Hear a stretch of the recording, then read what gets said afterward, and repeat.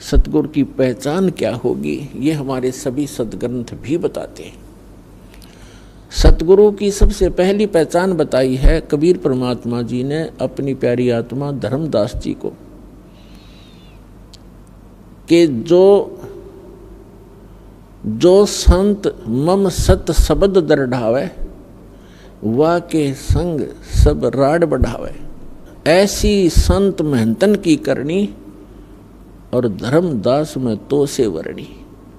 पहली पहचान बताई है कि जो मेरा प्यारा हंस, मेरा भेजा हुआ दास, जिसको मैं सतगुरु बनाकर भेजूंगा। सतगुरु का अर्थ होता है सच्चा ज्ञान प्रदान करने वाला, और सच्ची ही साधना उसके पास हो, और वो अधिकारी हो उस नाम के दान करने का, सभी मर्यादाओं का वो पालन करता हो, जैसे सभी कंडीशन पूरी हो,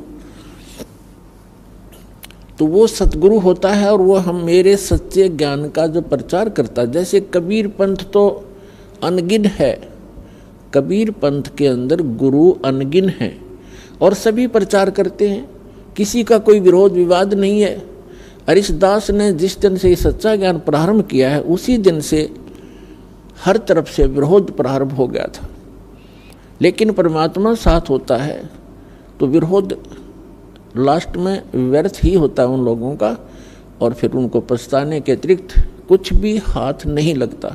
ये तो पहली पहचान बताई है। फिर दूसरी बताई है कि सतगुरु के लक्षण कहूँ मधुरे बैन विनोदे, 4 वेद 6 शास्त्र वो कहे 18 बोधे।